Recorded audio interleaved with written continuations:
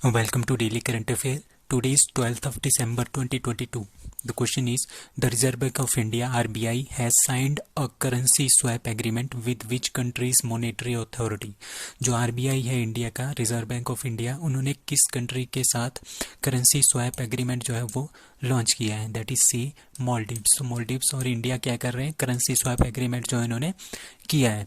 ठीक है, the Reserve Bank of India has signed currency swap agreement with Maldives Monetary Authority, that is MMA, under SAARC currency swap framework. ये भी आपने याद रखना है, SAARC currency swap framework. This agreement will enable the MMA to make withdrawal in multiple tranches up to maximum कितने तक का withdrawal होगा इसमें? 200 मिलियन US डॉलर का जो है वो RBI से विड्रॉल होगा, किसमें? MMA के अंदर हो सकता है। तो इस तरह के करेंसी स्वैप किस किस बीच हो रहा है? RBI के बीच में एंड इंडिया का जो जो मालदीव्स हैं उनके बीच में क्या हो रहा है? Currency swap agreement. Which institution has approved $780 million loan to expand Chennai Metro Rail Network? That is B, Asian Development Bank. Asian Development Bank कितने पैसे दे रहा है?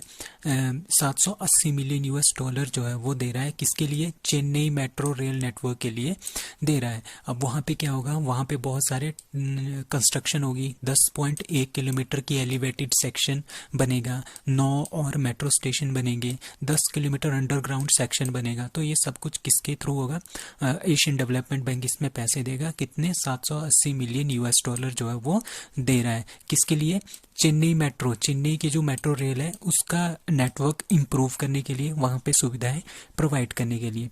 ठीक है, और वहाँ पे disaster and climate resilient and responsive to needs of the, जैसे बड़े बड़े लोग होते हैं, बुजुर्ग लोग होते हैं, उनके लिए, वुमेन के लिए, चिल्ड्रन के लिए, और डिफरेंटली एबल्ड जो होते हैं लोग होते हैं, ठीक है, उनके लिए भी काफ़ी अच्छी सुविधाएं जो वो देगा। कौन देगा? चेन्नई मेट्रो रेल को नेटवर्क। और पैसे कहाँ से आएंगे? एशियन डेवलपमेंट बैंक इसको देगा 780 million US dollar. We state और UT is the host of 9th world Ayurveda congress and Arogya expo 2022, that is a Goa. So Goa क्या कर रहा है? 9th वर्ल्ड आयुर्वेदा कांग्रेस हो रही है और उसके साथ साथ आरोग्य एक्सपो भी हो रहा है 2022 का। कहाँ पे वो हो रहा है? दैट इज इन गोवा में हो रहा है। ठीक है, वर्ल्ड आयुर्वेदा कांग्रेस WAC इसका जो 9th एडिशन है वो गोवा में हो रहा है। एंड आरोग्य एक्सपो 2022 कहाँ पे हो रहा है? पणजी। पणजी कहाँ पे है? गोवा की कैपिटल है पणजी, वहाँ पे हो रहा है। क्यों हो रहा है? क्यों? टू शोकेस, हमने दिखाना है the efficiency of Ayush system in the medicine of the global level. मतलब कि जो पूरे वर्ल्ड में है, हम जो बीमारियां हैं उसको ठीक करना है आयुष के थ्रू। तो काफ़ी ज़्यादा लोग जो इससे ठीक हो रहे हैं, ये हमने इसकी एफिशिएंसी दिखाना है कि काफ़ी ज़्यादा लोग जो हमने इससे ठीक कर दिए हैं। ठीक है, इसका एम यही था। The 3rd edition of Ayushman comic book series, ठीक है, आयुष्मान कॉमिक बुक है वो भी लॉन्च हुई है। उसका 3rd एडिशन जो है वो लॉन्च हुआ है, कहाँ पे? गोवा में लॉन्च हुआ है। अभी अभी एक MOU भी साइन हुआ है, किसके बीच में? All India institute of Ayurveda, ठीक है, and Rosenberg European academy of Ayurveda, Germany for advance studies in traditional Indian medicine and system. किसके लिए?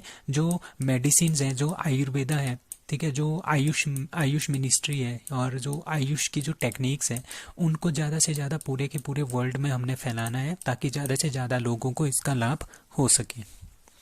How many Khelo India centers to be opened across country by August 15? That is A, 1000।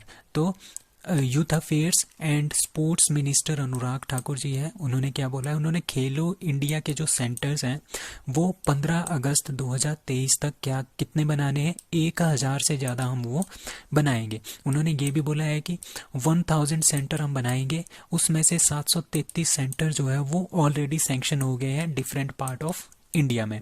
So 1000 is a correct answer. So India ranked dash dash in the world's strongest passport list 2022 according to Arton Capital। अभी Arton Capital क्या है? एक organisation है। ये इनका काम क्या होता है? इनका काम होता है कि पूरे के पूरे वर्ल्ड है उनका जो पासपोर्ट है, ठीक है, एक देश से दूसरे देश में जाने के लिए पासपोर्ट यूज होता है। मतलब कि उनका जो पासपोर्ट है वो कितना पावरफुल है। पावरफुल का मतलब ये है कि कितनी कंट्रीज, पूरे वर्ल्ड की कितनी कंट्री, सपोज इंडिया का पासपोर्ट है, पूरी कंट्रीज जो है वीजा ऑन अराइवल सबसे ज़्यादा छूट, ठीक है, कौन कंट्री देता है इंडिया के लोगों को इंडिया के पासपोर्ट के ऊपर, इसी के बेस पे स्ट्रॉन्गेस्ट और वीकेस्ट जो है पासपोर्ट बनाया जाता है। तो इंडिया का रैंक है इसमें सी 87th रैंक, ठीक है, इंडिया का रैंक है 87th।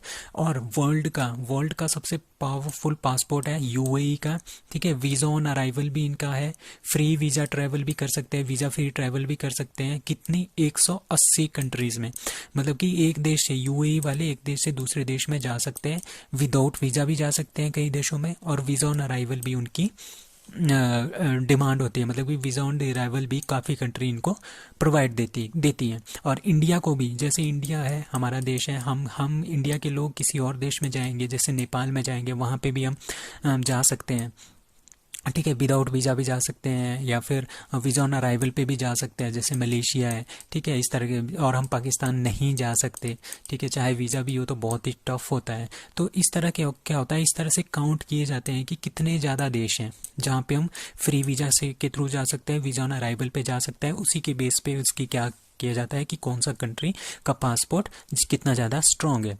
इसी के होगा सबसे वीकेस्ट जो पासपोर्ट है वो है अफगानिस्तान का 38, और सीरिया 39, इराक 40, और पाकिस्तान भी इसी लिस्ट में है, that is 44।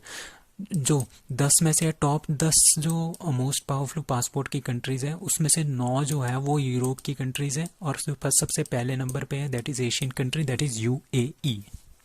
Dash dash and Mondo Duplantis won world athlete year award 2022, that is a McLaughlin Levrone and Mondo Duplantis, इन दोनों ने क्या जीता है, इनको बनाया है world athlete of the year 2022 award जो है इनको मिला है, ठीक है। ये अमेरिकन हर्डलर है। हर्डलर क्या होता है, जैसे एक रेस होती है, बीच बीच में क्या होती है, ऐसे बाड़े जैसे होते हैं, उसको उछल के जाना होता है, ठीक है, उसको बोलते हैं हर्डलर रेस, ठीक है। अमेरिकन हर्डलर है सिडनी मैक्लिगन लेवरोन, एंड स्वीडन की है वॉल्टर मोंडो डुप्लेटिस। उन्होंने क्या जीता है, world athlete year of the award इन्होंने जीता है। ये काफ़ी इंपॉर्टेंट क्वेश्चन है ये दोनों। अब मैक्लिगन लेवरोन जो है, उन्होंने अभी क्या किया था, वर्ल्ड रिकॉर्ड तोड़ा था उन्होंने, वुमेन की 400 मीटर हर्डल जो रेस होती है, 2 बार इन्होंने इसको जीता है, ठीक है। While Duplantis sets 3 new world high this year, ठीक है। US born Swede Duplantis claim the award for the second time. जो ये स्वीडन की डुप्लिएंटिस है, इन्होंने ये दूसरी बार ये जो है ये अवार्ड जीता है लास्ट 3 ईयर्स में के अंदर, ठीक है। राइजिंग स्टार कौन कौन से हैं, राइजिंग स्टार है एड्रिना विलोगोस सर्बिया की, एंड अमेरिका की इरियोन नाइटोन, ठीक है। इन दोनों को क्या मिला है, rising star of the year award. How many Indian women are in the list of world 100 most powerful women, that is A6। अभी कुछ दिन पहले आई थी BBC 100 most influential women list, ठीक है। उसमें हमारे पास इंडिया की 4 ही फीमेल थी, ठीक है। कौन थी, प्रियंका चोपड़ा, गीतांजलि श्री, श्रीशा बंदला और स्नेहा जवाले, ठीक है। अब क्या आई है, अब आया है, ये था BBC की, ठीक है। और जो ये है, ये वाला है, ये है फोर्ब्स की है, इसमें है 6 इंडियन फीमेल्स। सबसे पहले पे कौन है, निर्मला सीतारमण, जिनका 36th पोजीशन है, और 2019 से 2022 तक लगातार फोर्थ टाइम इनको क्या बनाया, मोस्ट पावरफुल वुमेन की लिस्ट में टॉप 100 में इनका नाम आया है। तो ये काफ़ी इंपॉर्टेंट नाम है, निर्मला सीतारमण, ठीक है। SCL की चेयरपर्सन रोशनी नादन मल्होत्रा 53 रैंक है। Security and exchange board SEBI की जो चेयरपर्सन है माधवी पुरीबुच, उनका 54th रैंक है। स्टील अथॉरिटी ऑफ इंडिया की चेयरपर्सन सोमा मंडल, इनका रैंक है 67। और Biocon executive chairman Kiran Mazumdar Shaw, and Nykaa की जो फाउंडर है फाल्गुनी नायर, ये 6 की 6 इसमें शामिल है। अभी जो टॉप 100 है, उसमें जो 100th नंबर है, 100वां नंबर जो है, वो ईरान की जिना महासा अमीनी का है। ये नाम आपने काफ़ी याद रखना है, क्योंकि जब ईरान में क्या हुआ था, 2 महीने पहले क्या हुआ था, ईरान में जो बुर्का के ऊपर काफ़ी ज़्यादा क्या हो रहा है, प्रोटेस्ट हो रहा है ना, तो वहाँ पे जो लड़की थी, उनका नाम है महासा अमीनी, वो जो है उसकी जो है डेथ हुई थी यहाँ पे, ठीक है, बुर्का के प्रोटेस्ट में। तो उसी के अकॉर्डिंगली, उसी के बेस पे क्या हुआ, जैसे इसकी डेथ हुई थी, उसके बाद जो ये प्रोटेस्ट है ना, वो काफ़ी ज़्यादा पूरे के पूरे ईरान में फैल गया था। तभी इसको टॉप 100 में 100वां नंबर किसको मिला है, ईरान की जिना मासा अमीनी को 100वां नंबर दिया गया है। So which cricketer hits fastest ODI double 100 of 126 ball, that is C Ishan Kishan. So Ishan Kishan ने बांग्लादेश के खिलाफ क्या बनाया है, 200 रन बनाया है 126 बॉलों में। तो ये सबसे फास्टेस्ट डबल 100 है वनडे इंटरनेशनल्स में, ठीक है। अभी तक हमारे पास ओनली सात ऐसे प्लेयर हैं जिन्होंने डबल 100 बनाया है। सबसे पहला जो प्लेयर थे वो थे सचिन तेंदुलकर, जिन्होंने 200 बनाए थे।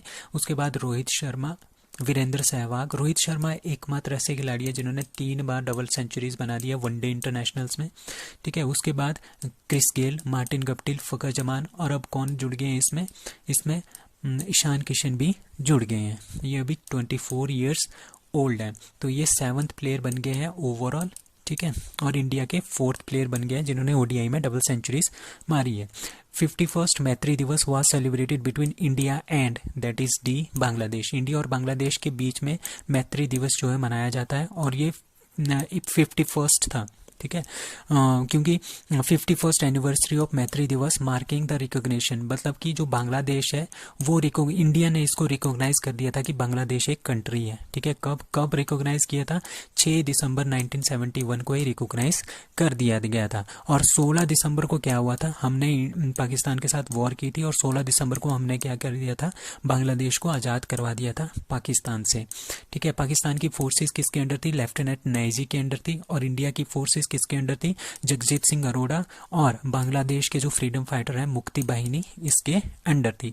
और ये सबसे बड़ा जो है सरेंडर हो गया था आफ्टर सेकेंड वर्ल्ड वॉर के बाद। 93,000 जो पाकिस्तानी ट्रूप्स है उसको जो है हमने कब्जे में ले लिया था 16-17 दिसंबर को 1971, और फिर बांग्लादेश जो है यहाँ से आज़ाद हो गया था। It was the largest surrender, सबसे बड़ा सरेंडर था वर्ल्ड वार 2 के बाद। So that's all for today. Thank you.